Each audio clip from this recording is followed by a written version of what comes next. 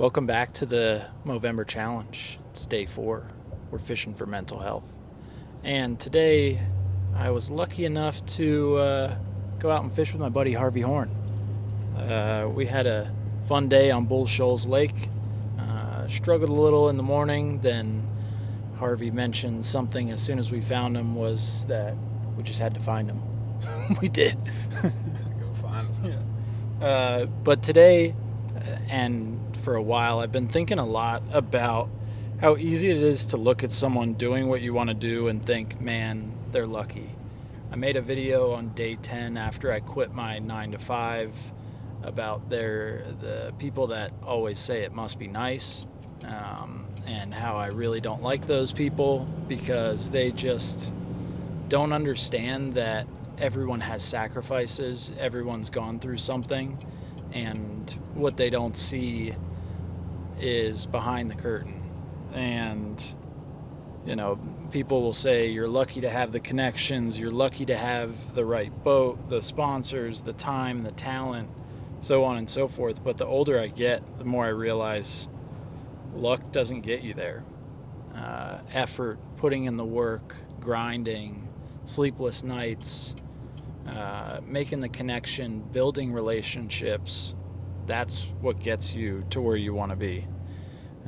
Because behind every person that you call lucky, there's usually a story that you have no idea about. Sacrifices, late nights, doubt, grind, days they almost quit. And I know that firsthand because a few months ago I took a shot in the dark and I sent a message to a guy that I respect a lot. That guy is former Elite Series pro Harvey Horne over here. I didn't know if he'd respond, but he immediately did. And that message turned into a conversation that has now turned into what I'd consider a friendship and now a mentorship. It was pretty awesome. It just goes to show that a simple outreach can start something that you wouldn't have expected. But I'm going to give Harvey a quick intro here. Former Bassmaster Elite Series angler. He has won over Close to $200,000 fishing with Bassmaster, BASS, and has won most of that on one bait, right? One bait, big bite fighting frog. It's a beautiful bait. I got to see it in action for the first time today, and that bait, I mean, you look at it from afar and you'd think, it's just another flapping bait, and it's not. It's really not. It's something that's very unique in the creature bait family. The bite juice has got a little bit to do with it, I'm sure, but it's definitely a unique bait, just in the way it moves and with what I do with it. Really tends to work well for me, as you saw today. Yeah, I was not catching them at all. And Harvey put like 5 in the boat off one little stick up. I mean, a lay down that wasn't that big. And I'm throwing almost the exact same thing. I mean, if you looked at it from a blind eye, it looks a hell of a lot similar, but it's not, obviously. I've had many people fish with me through the years that they've tried to emulate what I'm doing with a different bait, and it just flat out produces more fish than anything else that I've been around or I've tried to use in the past. We do have something that Big Bite has just let out this year, the Big Bite Fighting Crawl, which is a very similar shape, a little bit more compact. It's a 3.5-inch bait. It works just as well, and in certain applications it's going to work even better. And today you fished it on a wobble head or swing head. A swing head, right? So I'm going to give you a little history lesson. The actual bait that is called the wobble head was invented in West Monroe, Louisiana many years ago, and it's literally just a piece of metal with a hook attached to it. Well, what that wobble head does is literally gives your bait a swimming action coming through the water. We used to put, a big finesse style worm on the back to where to emulate a snake swimming through the water. Oh shit. Yeah. So that's the wobble head that many people mistakenly call the new swing head. Yes. Which is a totally different design. It's a lead weight with a hook attached to where it's able to move and undulate and stuff through the water. And that thing was catching, 10-1 for me. I think you probably put 8 fish in the boat today, 8 or 9 fish. I caught one that was maybe 8 inches. It ain't that much different, but it is. It is. It really is. Most people that I've seen, one of the mistakes they make is they try to overwork the bait. They'll hop it and bounce it and everything, where just a simple, slow, steady retrieve tends to work better for me personally. I mean, try everything, but that's just something that I've found over the years works hands down in every type of water situation. Rock especially, which is what we have here in the Ozarks more than anything else. But it's not something that you only have to throw at rocks. I mean, you saw me flipping it in trees and everything else today. So 200K basically on that bait, that ain't luck. No. You have figured that bait out. Yeah. You've figured out how to use it. Like that swing head today, that was the smallest difference of what I ended up putting it on, and I had a shaky head, stand-up jig head, and I caught one, or I had one bite, and you were still catching them. And that ain't luck. That is years and years of perfecting a specific technique, and that's really, you're not just throwing that thing because you want to throw it. It's one of the baits that I've found that no matter what the conditions are, it's going to produce fish. You're talking about the years that I've spent throwing that one bait. When I fished my first Elite Series event at the St. Johns River in Florida, I didn't do so well. And of course, 2019, Clun goes back to back, 2018, 2019. Somebody asked me, how did Clun beat you? Like, experience.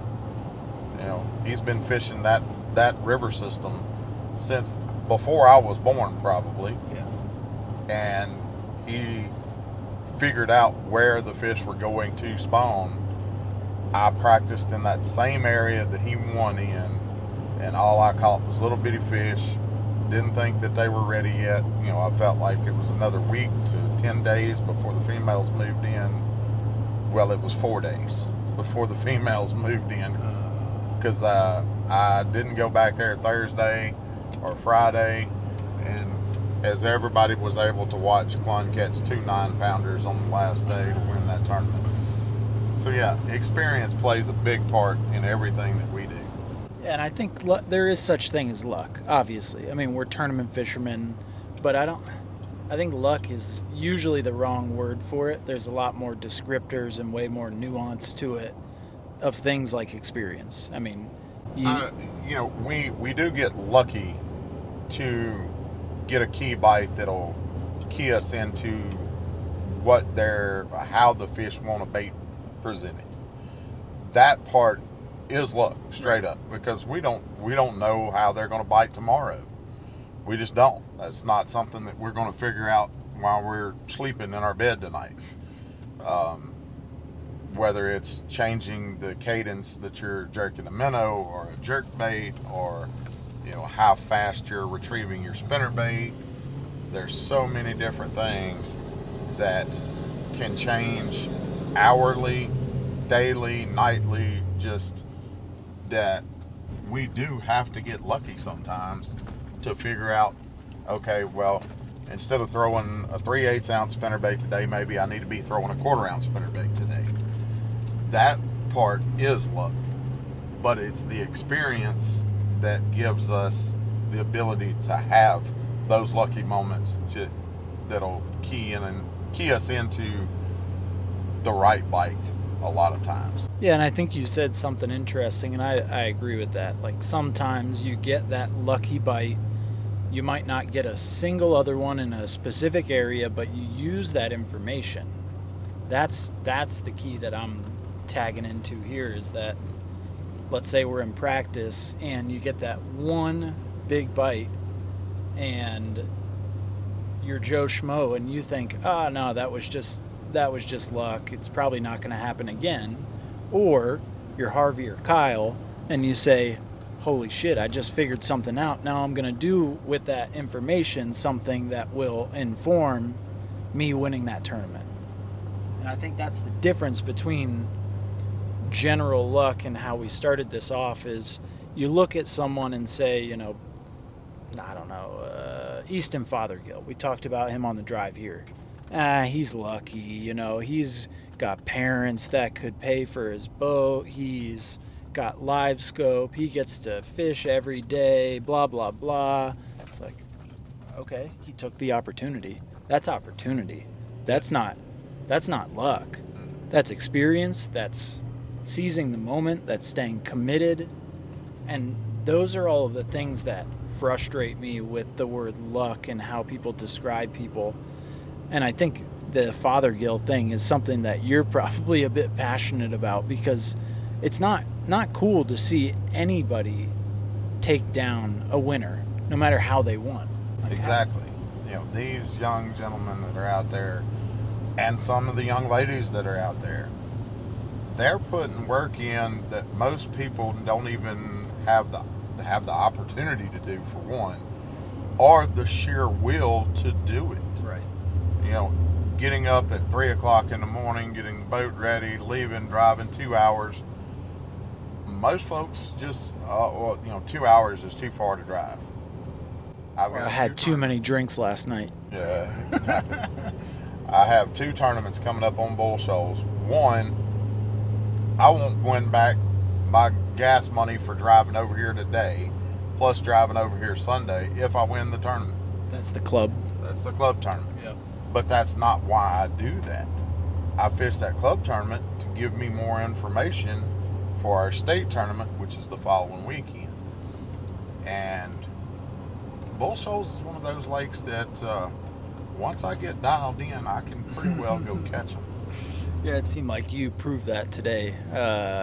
Going from, we could see him on scope, that first fish I thought was going to inform a lot. That was a nice smallmouth, but nothing happened after that.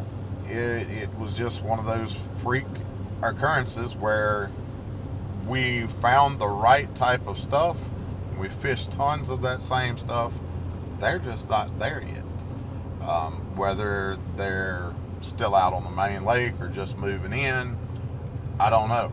I didn't have enough information today to really be able to figure that part out. But what we did figure out is there's largemouth, and those largemouth are in extremely shallow water. The last 5 foot of water in a creek arm. That gives me the confidence to know that I can run to a lot of those other creeks that I know really well and be able to replicate what we were able to do this afternoon. So the luck is partial. Yes, there's such thing as luck. I think we can all admit that, but describing it in a negative way is not cool. Like saying Trey McKinney or Easton Fothergill or Harvey Horne is lucky because he won on the Bassmaster Opens on the Arkansas River. That wasn't luck. I mean, unless you tell me it was, I don't think that was luck. Where I got lucky in that tournament is in 3 days of fishing, I only saw 2 other tournament boats. That's the part that I got lucky about. One of the guys that I saw was fishing way too fast, Patrick Walters. Literally the tournament before, if I'm not mistaken, it was the very tournament before he wins on the Red River. But it was just one of those deals where they wanted the bait presented really slowly. It had to be a reaction, even though it was a slow presentation. And the way I was getting those fish to react was any type of brush that was in the water, I'd bring that fighting frog over the brush and let it fall. Into it? But yeah, I mean, into it, beside it, however the brush laid out. That was the key deal, is it had to be falling straight down.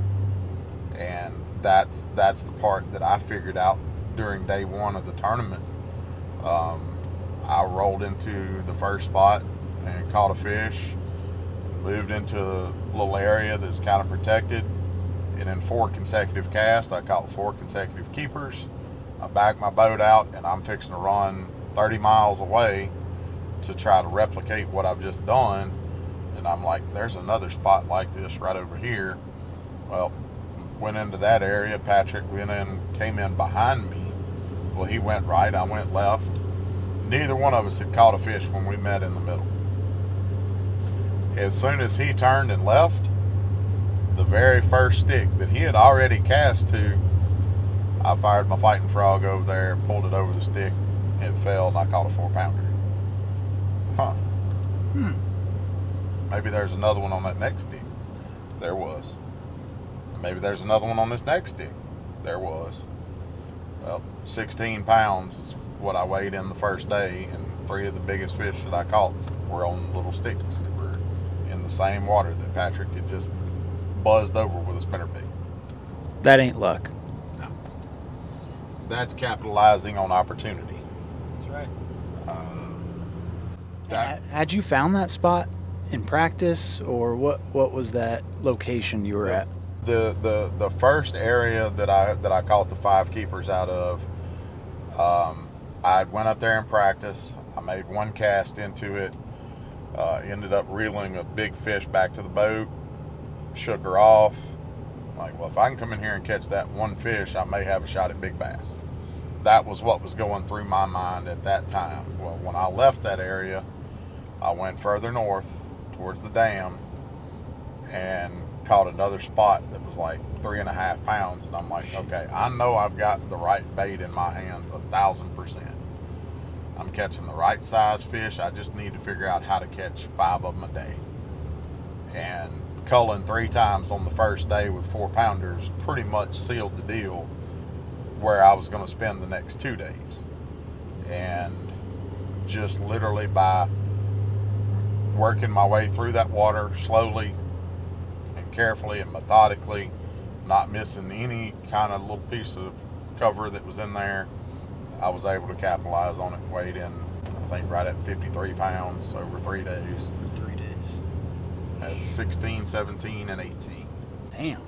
Is that a pretty solid bag for that time of year? Like, was that the expected weight to win for that thing? Within ounces. Oh, wow. Jason Christie grew up fishing the Arkansas River out of Three Forks, and literally, I'm pretty sure, if I remember right, the number that he came up with during the interview that they did with him on Bass Times, I think he said 53 exactly, and I was within ounces. That's wild. That's wild. So you've won a Bassmaster Opens. Obviously, that was not luck. That is skill. That's experience. That's capitalizing on the opportunity. That's taking risk. I mean, what does it cost to enter into a Bassmaster Open for anyone that doesn't know? I'm pretty sure that the entry fees now are $2,000. Then it was $1,200. $1,200. Yeah. Who of you guys has got $1,200 just laying around that you can throw at a tournament? I'm guessing it's probably not a ton of people. And who of you has the confidence to go do that? Like, that is a major risk, especially if you don't have a maximum amount of expenditure outside of, just making ends meet. That's a huge risk. Oh yeah. Well, in 2017, I put the $3,600 up to go fish all 3 opens. I was fortunate enough to finish 16th at Table Rock. That paid me back enough money to cover my entry fees that I'd already spent. Fast forward to the second tournament at Sabine River, which I felt like I was going to do really well at.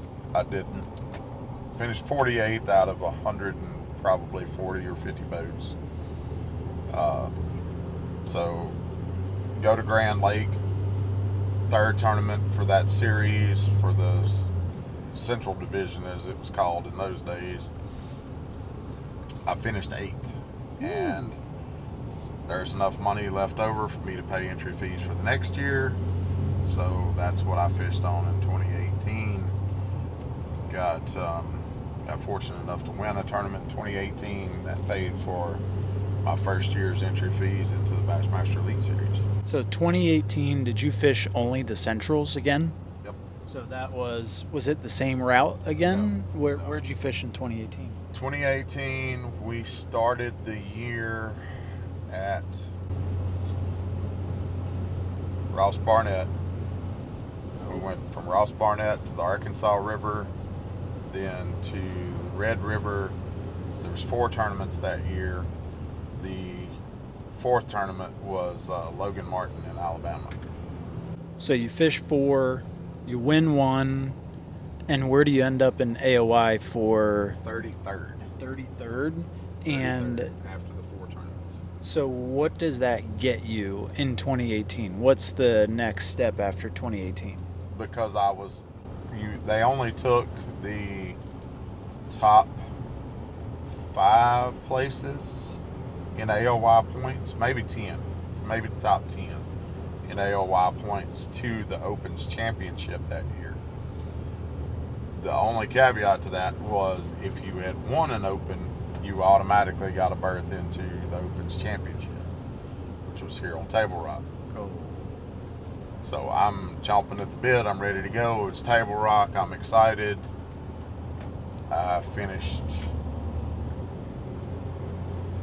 I don't even remember where I finished. Shit. That's how. I mean, it wasn't a horrible tournament, but I didn't finish anywhere close to. I think the top 3 finishers went on to the Classic. The top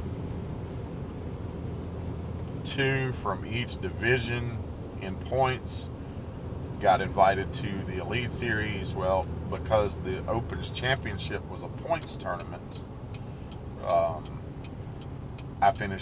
I moved up from 33rd to 13th in the point standings.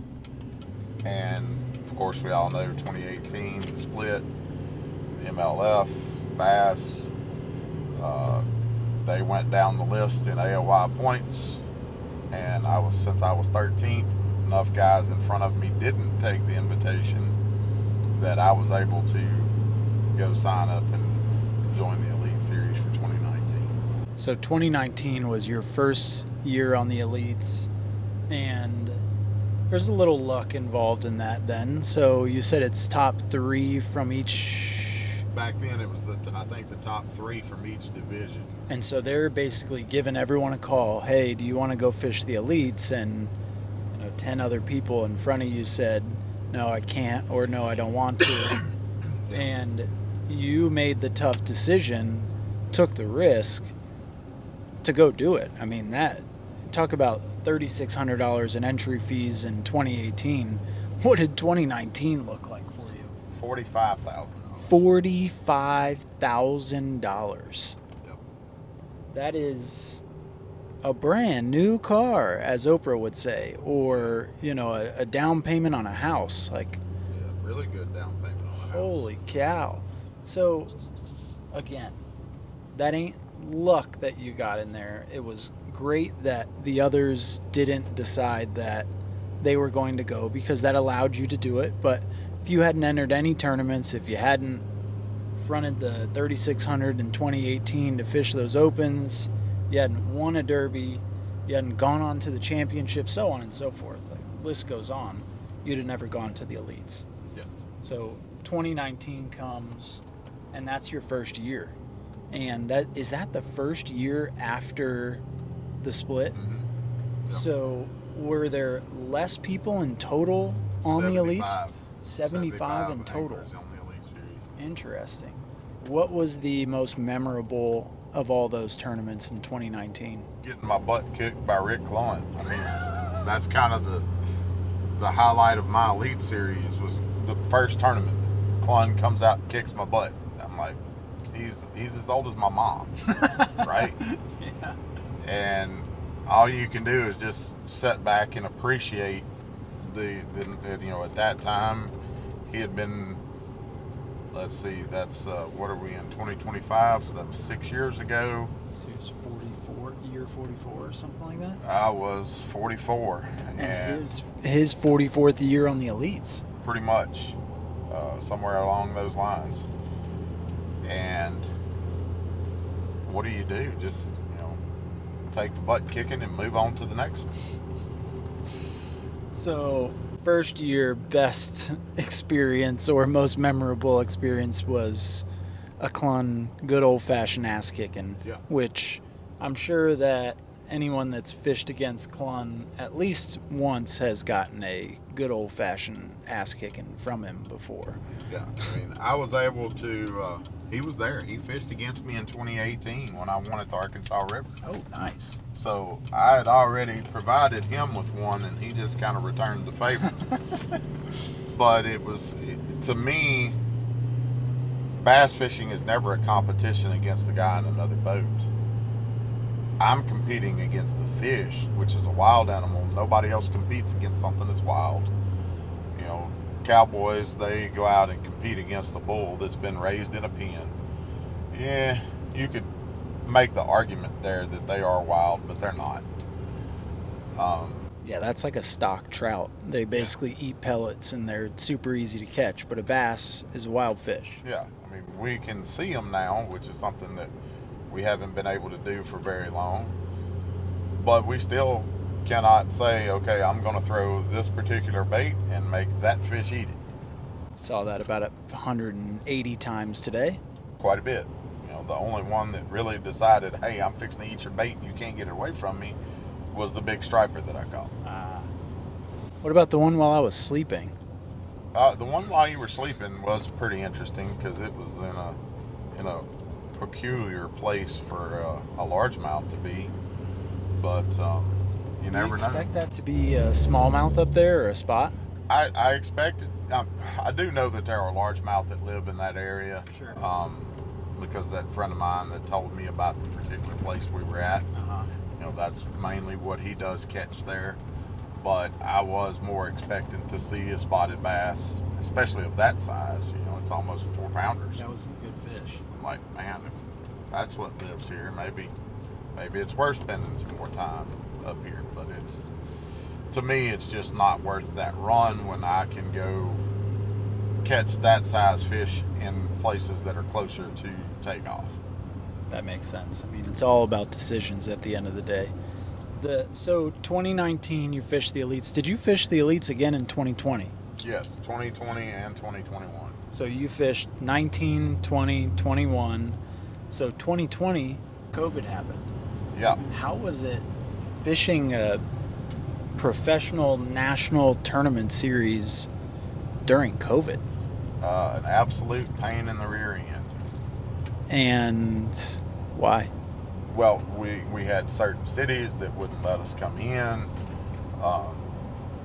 They just completely shut down. We don't want any outsiders in our town, even though they already had cases of COVID, in their vicinity or even in their towns. Well, we don't want others bringing it in. I get that. I understand. But we as fishermen, for the most part, keep to ourselves, other than going to the gas pumps and the restaurants. We're not going to fool with anybody. The original social distancers. Literally. Because a lot of the guys that travel, they don't like the limelight. They don't like being well known, even though they are. But when we went to New York, we ended up going going to a different town, literally, than what we normally fish out of. So, you have to learn all new stuff from what you learned last year, because the places you fished last year are 75 miles away. Yeah, you can run down there, but if you make that run, you run the risk of killing your fish, you run the risk of not getting back on time, running out of gas. The list goes on and on and on. Get about 2 hours of fishing. Yeah, literally. I don't even remember whether. I think Chris Johnston won. No. That tournament was actually won by Clark Wendlandt, if I'm not mistaken. And Sleeper. the year prior, in 2019, I had shared some water with Clark, and Clark came to me and was like, "Hey, have you caught them here?" And I'm like, "Yeah, dude, I've got a pretty good bag right now." Clark was like, "Okay, I'm leaving and I'm not going to come back here." Cool, man. I appreciate that. If I've got this stretch to myself, if I can capitalize, I'll do really well.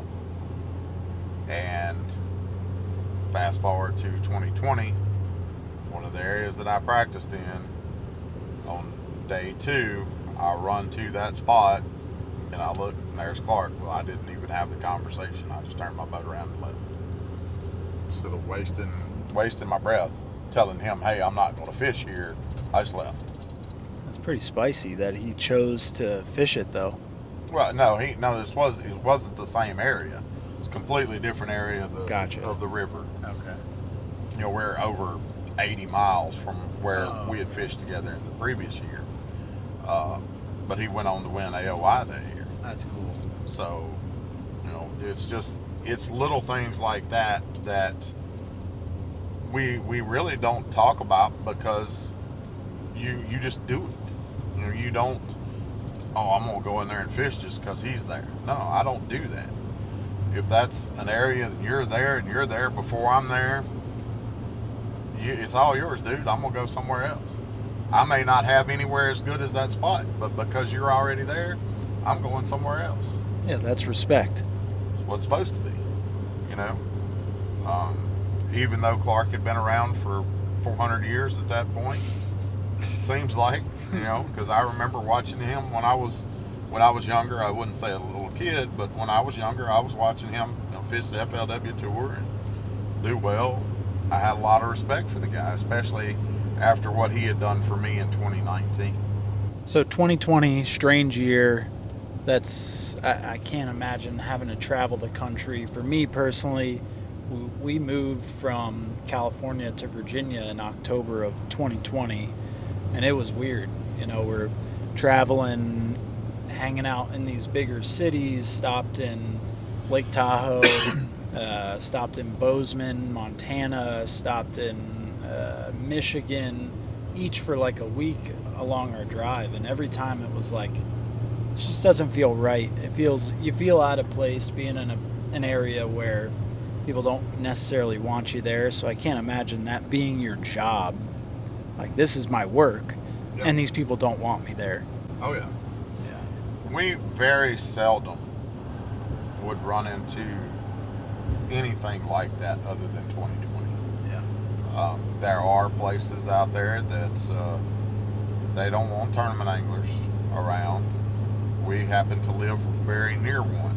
Oh, really? Yes. One of the major cities right near where we live, they could care less about tournament anglers, don't want us there. Yeah. To them, we're just a nuisance, even though we bring so much revenue to any area that we go to. I've seen the financial impact statements from the opens, and you would be amazed at how much money gets dumped into a community just from an open. It's a mind-blowing thing to say, no, we don't want tournament anglers fishing our lake because you're going to bring us all this money to our local economy. Makes no sense to me. Yeah. I am very familiar with exactly what you're talking about, and that is a strange dichotomy of trying to, what I assume is going on is this weird, we're trying to please the non-boaters by not bringing these fishermen on the water, because if I'm reckoning what you're picking up, what you're putting down, we live on a wakeboard lake, and those people got a lot of money, No, you don't think? No, it's not necessarily that in our particular area. There are places that are like that, but not in our case. In our case, we have one particular individual who is the president of the Chamber of Commerce, which the Chamber of Commerce is who Bass, for example, works with to help, facilitate getting a tournament to an area. And this one particular gentleman has nothing to do with it. He's just anti-tournament fisherman all the way through. I don't know the backstory, but I know that I've sat in meetings with him and others trying to promote fishing in our area, and he's fought tooth and nail to make sure that there is no more tournaments. Well, I got a feeling something's going to change next year, though, right? Pretty sure it's going to be a little different story next year because we went around him. Oh, interesting. Went to a completely different entity and said, hey, this is what we want to do, and they were like, sure, we're all about that life. Well, stay tuned for next year. 100%. So 2020 strange year. 2021, that's your last year on the Elite Series. What happened in 2021? A lot of stress. They took away paying out the full field, which when you don't get paid at each tournament, it's really hard to justify staying out there, because we know the money that's going in and we know the money that is not coming out. So where is this extra money going that we're not getting paid?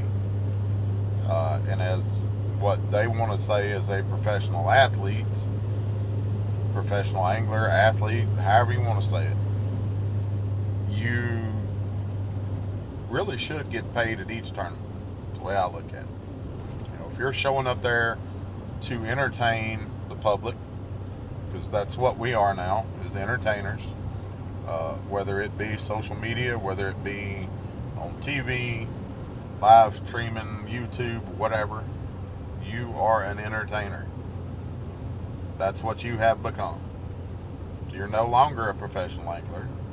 Once you reach that level and you sign a contract, you become an entertainer. And in our country at this time, entertainers get paid. A lot. Yeah. So, even the guy finishing last place, in my personal opinion, if he's fishing the Bassmaster Elite Series and he has signed a contract, no entry fees this year, but he has signed that contract, then the way I look at it, if you sign a contract, you should be paid. So 2021, it was stressful. They changed the way payouts happened, and 2022, you weren't fishing it again. So I didn't have to worry about it. So now they've got this thing. You brought up a topic I wanted to talk about really quick, the no entry fee opportunity. What's your opinion on no entry fee versus lower payouts? No entry fee versus lower payouts. I'm 50-50 with that, because the guys that aren't getting paid, they're running the risk of running out of gas money to get to the next tournament. Unfortunately, in our business, that is a 100% true fact. So without the help of partnerships to make your ends meet, so to speak, you're having a really hard time, if you're not one of the guys that's performing well, making enough money to just get to the next tournament. I was always lucky enough that, and I will say lucky, because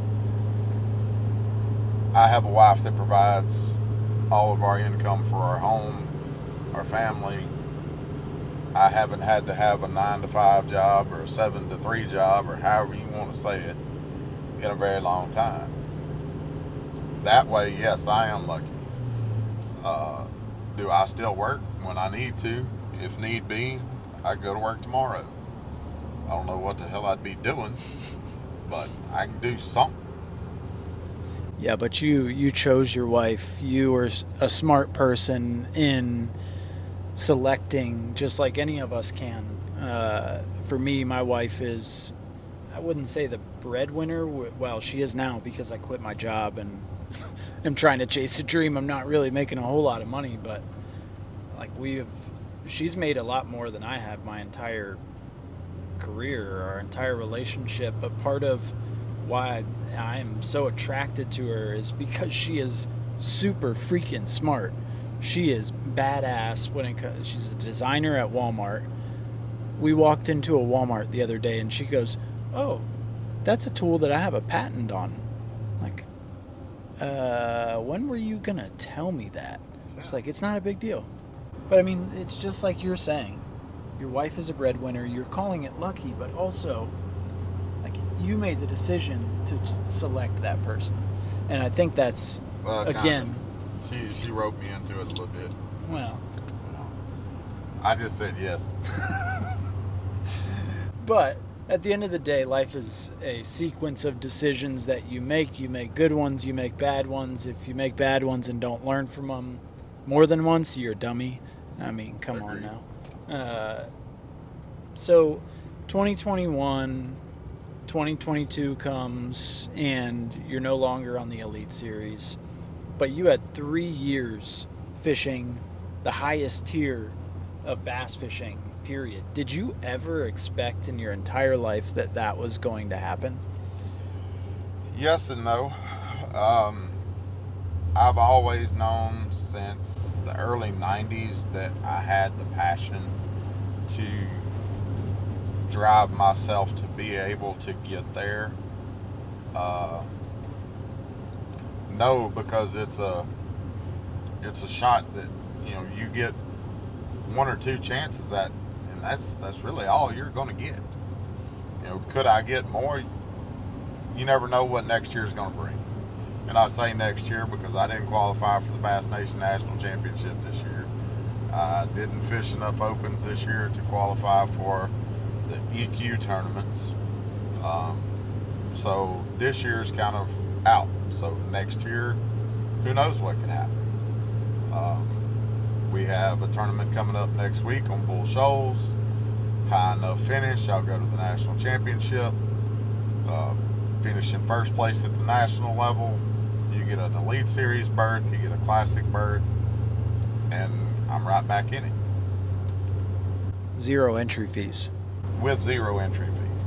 It makes a huge difference when you don't have a $45,000 bill tacked to your front door that you have to pay before you can walk out of it to go to work. Yeah, but don't anyone watching this think that there's not incredible amount of fees that you are taking on when you fish the Elite Series too, which I'm sure you can probably give us a little more insight outside of tournament fees. What would you guess per year that you're spending? Oh, it's not a guess. I can tell you beyond a shadow of a doubt. On the low end, if you go back to Ike and Ellie Polinick, both these guys lived in their trucks, charged their batteries anywhere they could, ate Vienna sausage and potted meat, whatever the cheapest thing they could buy at the Dollar General. That's what they were living on. And they did this for years, not just 1 or 2, 4, 5, 6 years before they made it. And when I say made it, that's when you win a tournament or you finished high enough in AOY points or the Classic to really get known and get these companies that actually want to partner with you to help them build their brands. You get away with probably $70,000. $70,000? If you live in your truck. Now, this is with entry fees. So without entry fees, Yeah. without entry fees, you're still looking at $30,000 that you literally have to be willing to take and go set out in your yard and light a match to. My gosh. $30,000 off the top. I'm gonna go light a match to it and watch it burn. Gas, no hotel. No hotels, gas, food, bare minimums, fishing license. That's it. You have to provide yourself with something to eat, and that's what it is. So my last question for you, I've got two questions actually. What do you think it's going to take to bring professional bass tournament fishing to the level that people can actually make a living and not just the top 1%ers? I really think that the big three now that made the NPFL, National Professional Fishing League, when they all three get to a point to where they have the partnership dollars coming in that they can pay each angler all year. You know, you're fishing with us. You've signed a contract. This is your first year on tour. Here's a check for $50,000. That's your salary. Yeah. That's your salary for this year. Now, anything above that you win is yours to keep. But this is what you get from us. $50,000 for your first year. And if you go out and you do well and you hit the criteria of numbers that you need to hit for social media, you hit your numbers for showing up at events and all this kind of stuff, it can be done, but you have to understand that bass is a business, MLF is a business, sure. NPFL is a business. Until they get that superstar person in there that can sell their business to other business, and I'm not talking about selling the whole entity, but selling what they're showing to the public. Right. When you have one superstar that comes in that can provide that, that's when you'll change from something that just, go ask Joe Schmo at the gas station, who's Tiger Woods? 9 out of 11 are going to tell you, oh, he's a golfer. You ask those same 9 out of 11, who's Kevin Van Dam? You might find 4 that know who he is. Yeah. We know who he is because we follow the sport. If you don't follow the sport, you don't know who Kevin Van Dam is. Yeah, and I don't even golf, and Tiger Woods is obviously, I don't think there's anyone out there that doesn't know who Tiger Woods is. Well, that had a lot to do with Nike. Right. And I was going to mention LeBron. I mean, I don't care a lick about basketball, or Michael Jordan. I mean, that's great comparison. And I think, so one person that comes to mind that I think is beneficial to the sport is Milliken. I don't think everyone likes him. I mean, it seems like he's an acquired taste. But that is what we need. Maybe he needs a little more personality on camera for bass versus his social channels. But that's what you're talking about. I fully agree. But does that get us back to basically the FLW days? Because wasn't in FLW, weren't people required to wear sponsors, to have sponsors on a boat? They got a salary. Is that what happened back in FLW?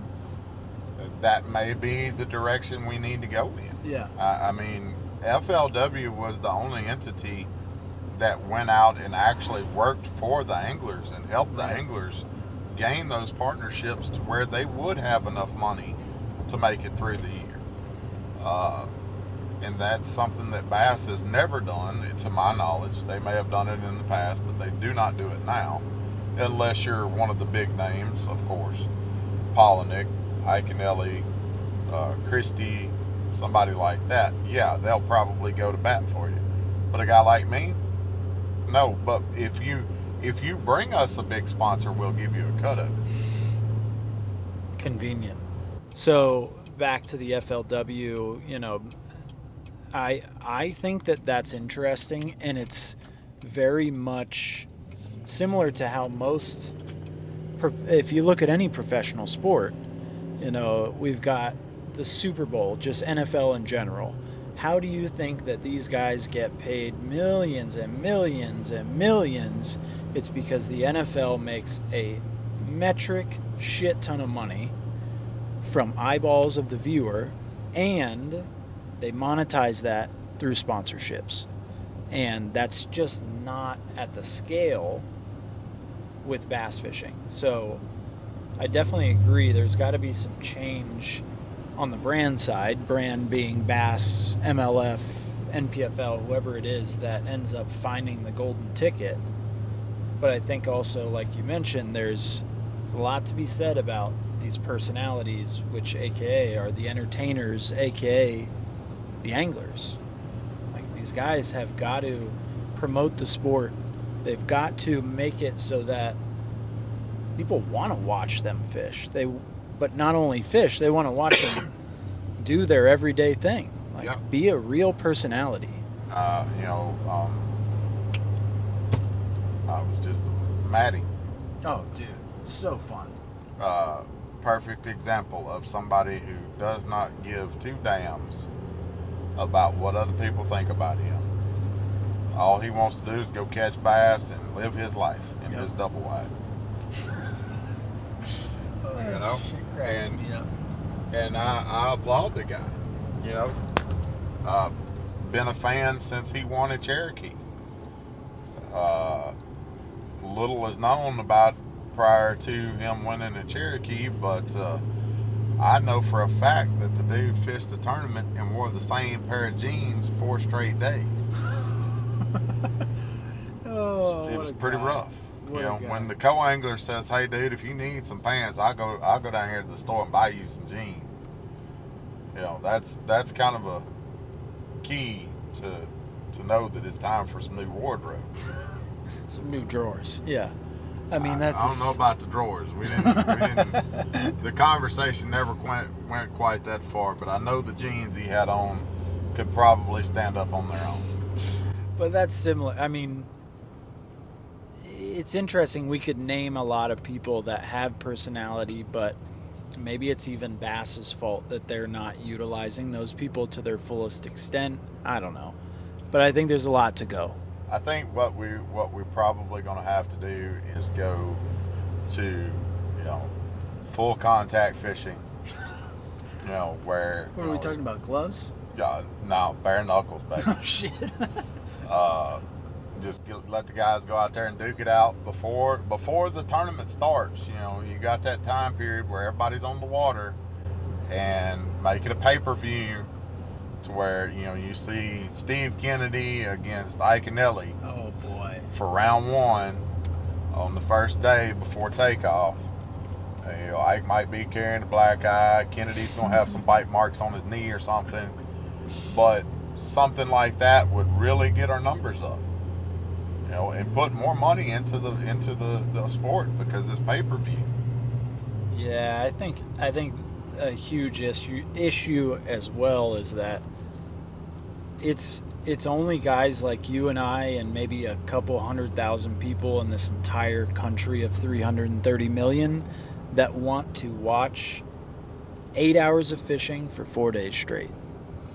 The format is tough. Like, it's really tough to get a consumer to tune in for that long, and 2, for a advertiser to understand the value because of that length of time. But I think, like you're saying, maybe a format change or something additional could be really, really interesting.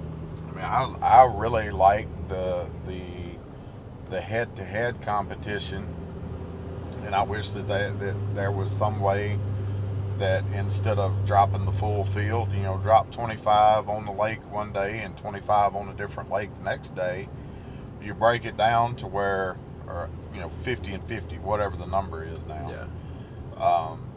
And then, literally weed it out to where at the end of the 3 days, 4 days, whatever the case may be, you've got 2 guys that have to go head to head on the same lake.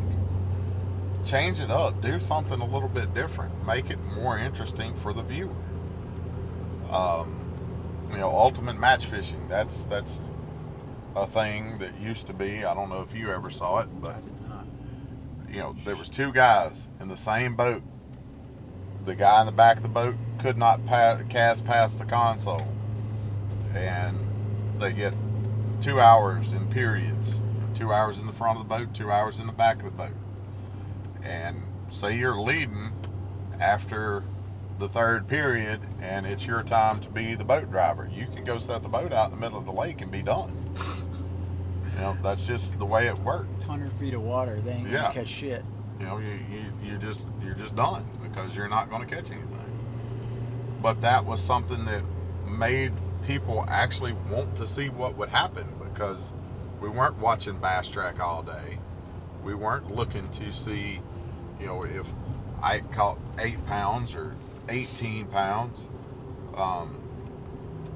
It's just something that I believe we have to change up the normal way of doing things to bring in more and new viewers. Yeah, and I think that's why YouTube fishing or social media fishing, or just fishing in general in content, not in a professional aspect, is gaining so much more traction than tournament fishing, is because they can switch it up at any second, make things interesting. There's not a generic format that they're stuck to. You know, we could have done a 1v1 today. Harvey gets the boat for gets the trolling motor for half the day. I get the trolling motor for half the day. Or, you know, the ideas are endless. And I think that's why there's a lot of opportunity.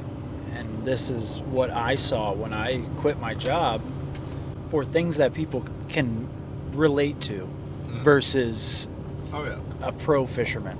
Like, that's hard to relate to. I keep saying this to a lot of people that reach out to me. They're like, what is your dream? How do you plan to make money? Do you really think you're going to become a professional tournament angler? I'm like, I don't think so, but if it happens, that would be awesome, but that's not my goal. I don't know.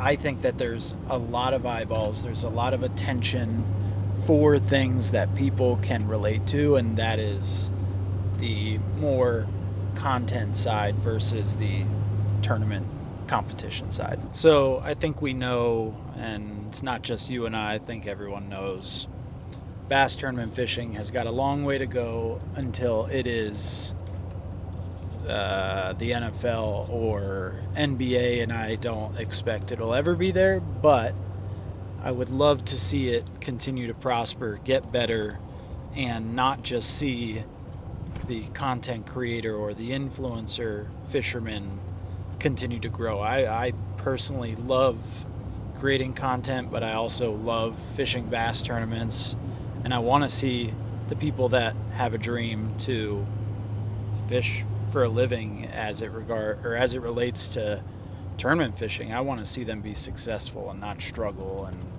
not have to be in the top.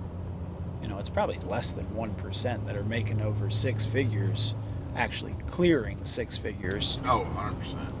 I mean, that's...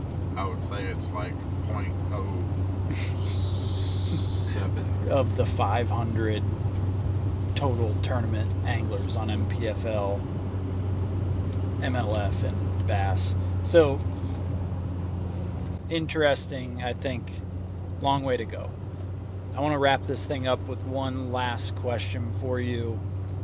Most of the audience that I have watching this are people that want to chase a dream, and a lot of those people's dream is to become a professional tournament angler. I think if they haven't already come away with a recommendation of what they need to do, I don't know what to tell you, but if you had one thing to tell them, if they ignored the whole podcast that we just recorded, what would you say? I'll give all of our viewers, listeners, the one piece of advice Ray Scott gave me. And this you can attribute to fishing, you can attribute to life in general, however you want to do it. If something is meant to be, when it is time for it to happen, it will happen. There's nothing you can do to stop it. But take your time. Don't rush anything. That's what I got. That's solid advice. I mean, that's part of being lucky. It's part of, grinding your ass off, not quitting.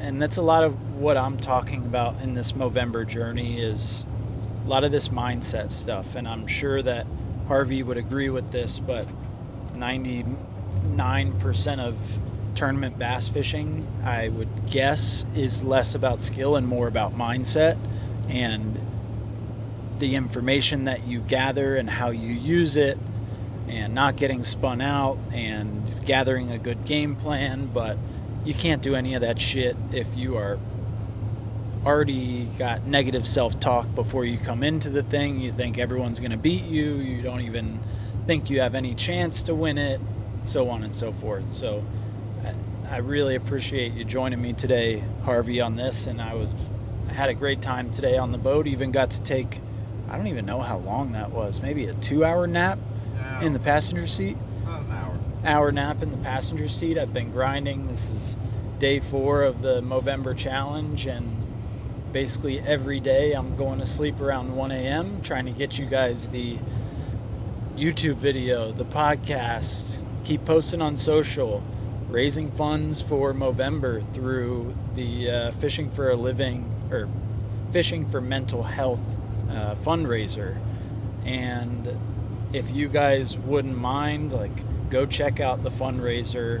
Check out thecurrentsupply.com, where 10% of all profits in the month of November are going to go back to the foundation or to my fundraiser. There's a lot of different ways to support, engage with the content. Really appreciate you guys. Till next time, I'm sure Harvey will be back again. Most definitely. Peace.